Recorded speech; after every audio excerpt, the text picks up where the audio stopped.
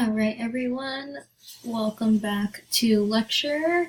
In this lecture I'm going to be going over content from chapters 5 and 6, and as usual I'm not going to be going over all content in the text, just content that I felt was the most important for us to make sure that we are covering. Should you have any questions, feel free to reach out and let's get this going. So, one thing that I wanted to open up with and start with this particular lecture was this quote by Socrates. The importance of knowing the right question. The only thing I truly know is that I know nothing. Here's the thing. When you're delivering your speeches, you definitely want to make sure that you're ensuring that they are heavily researched, you are sounding credible, you sound competent, you appear trustworthy to your audience, but I don't want you guys to misinterpret that for seeming arrogant and or cocky. There's a fine line, right? And we just have to make sure that we're not crossing that. I think one of the great things about life itself is that you really never stop learning, whether that's a good thing, a bad thing, whatever it is. I certainly still consider myself a student of life at the very least.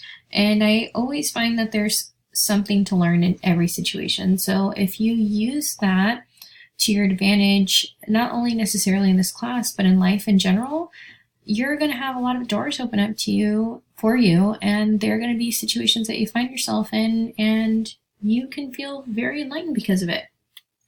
Now, let's go ahead and talk about supporting materials and knowing what we know and knowing what we don't. So first, what are supporting materials? Supporting materials can include examples, statistics, testimony to bolster a speaker's viewpoint.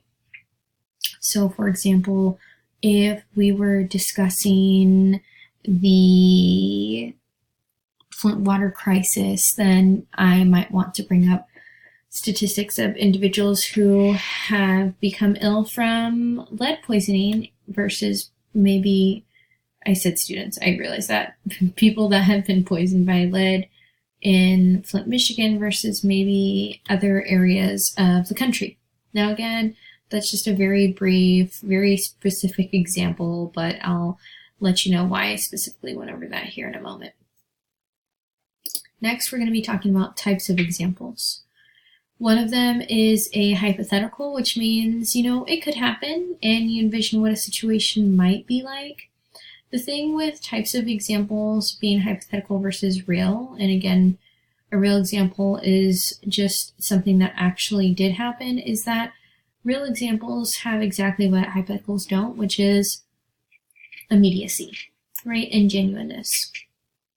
It can be very easy to share with our listeners and say, all right, everyone, I want you to picture yourself doing X, Y, and Z, versus starting out sharing that story from a personal standpoint saying, okay, everyone, I'm going to share with you a time that I went through X, Y, and Z, right? And I know that that's a bit of a generic example, but there are definitely things that you want to draw attention to or maybe shy away from when you are delivering your speeches. You just want to be mindful of that. Next, I wanted to talk about using testimony competently. Now we have testimony of experts. Testimony of experts is nice because obviously someone is qualified to speak to whatever that experience was or what specifically occurred.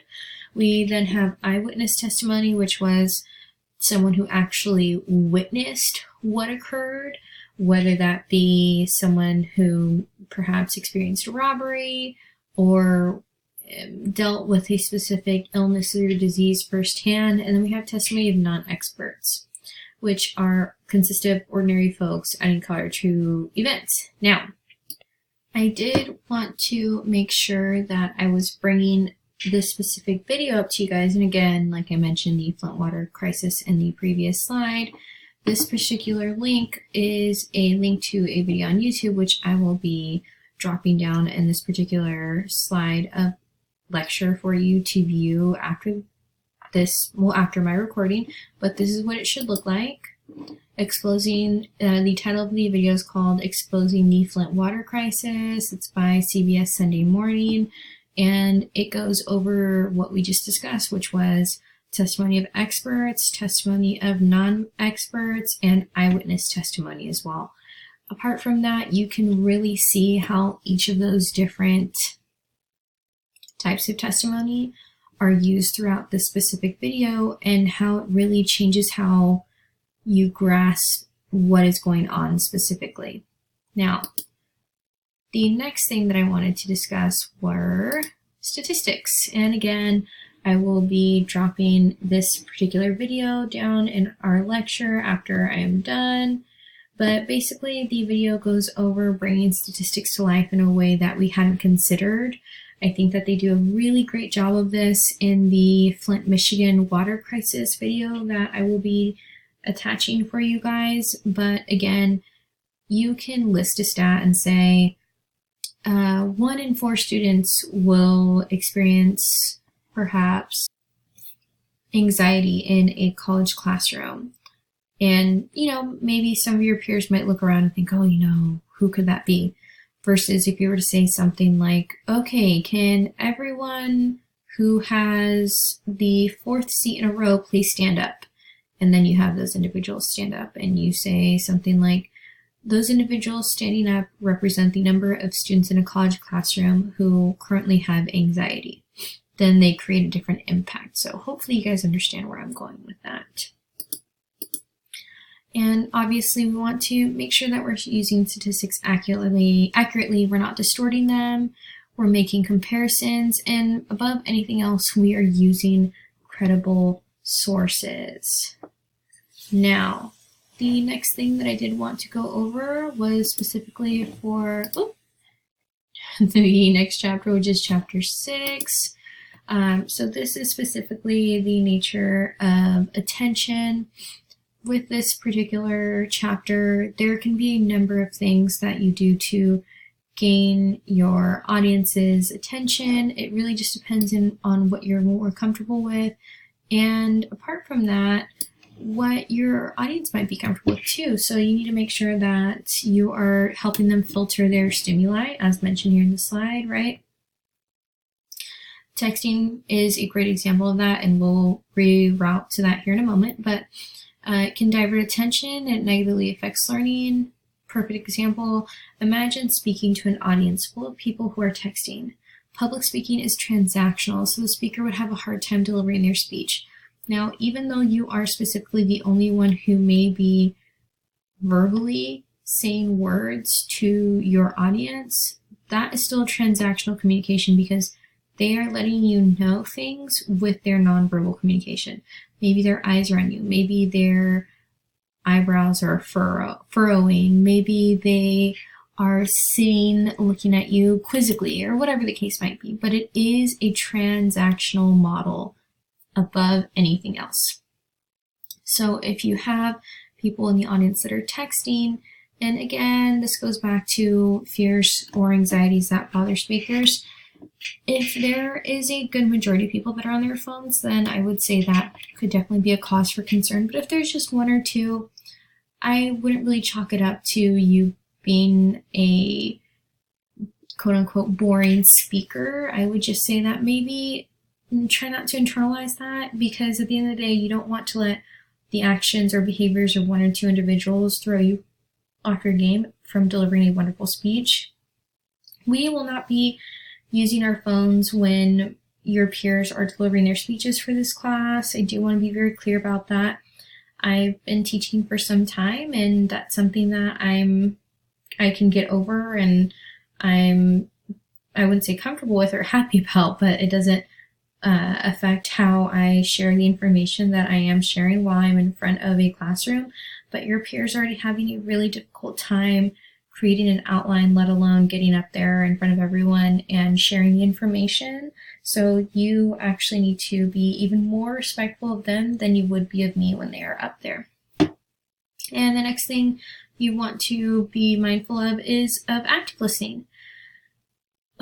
Active listening is what the majority of you guys will be doing hopefully throughout this speech, but You just want to make sure that you're sponging as much as you can, both as an audience member and as a speaker, understanding what your audience is able to sponge. And above anything else, and like I said, I'm going to say that constantly throughout the semester, if your listeners have to force their eyelids from closing, then you are not doing your job as a public speaker.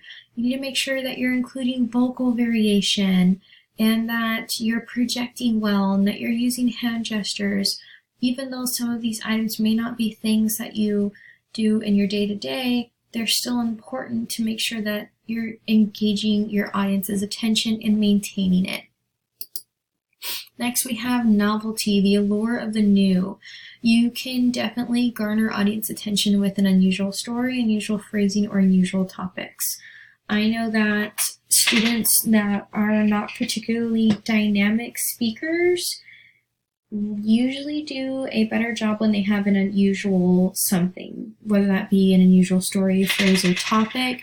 That can be a great way to gain and maintain audience attention. I know I had a student one time do a speech to inform on Bangladesh, and that is actually where his family is from and where he grew up for the early years of his life.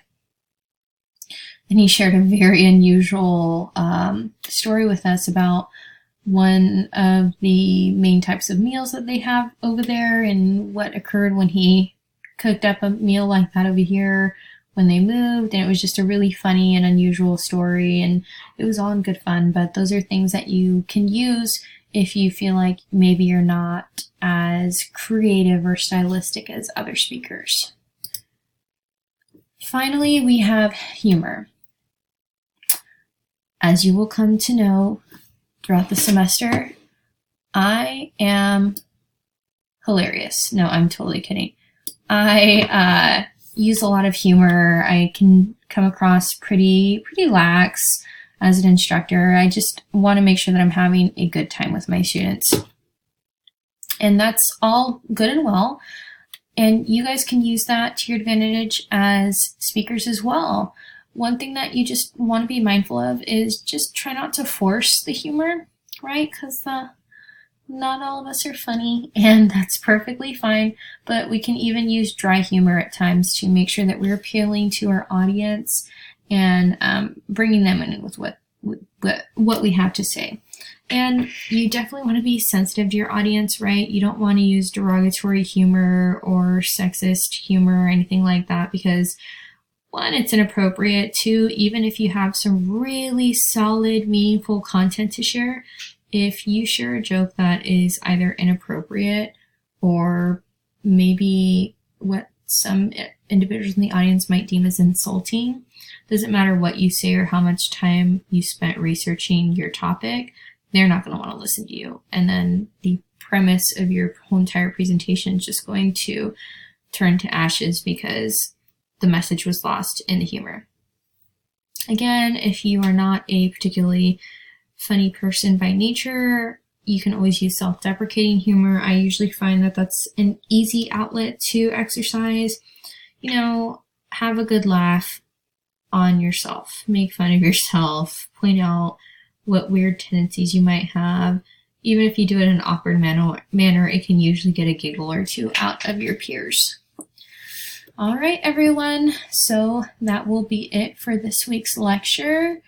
We are gearing up here pretty soon for our impromptu speech, so please make sure that you are looking ahead at modules, you're checking the files under Canvas, looking at the general speech materials to help you craft specific items, using content that you're learning throughout the week, and overall, just make sure that you're having a good time with the assignment.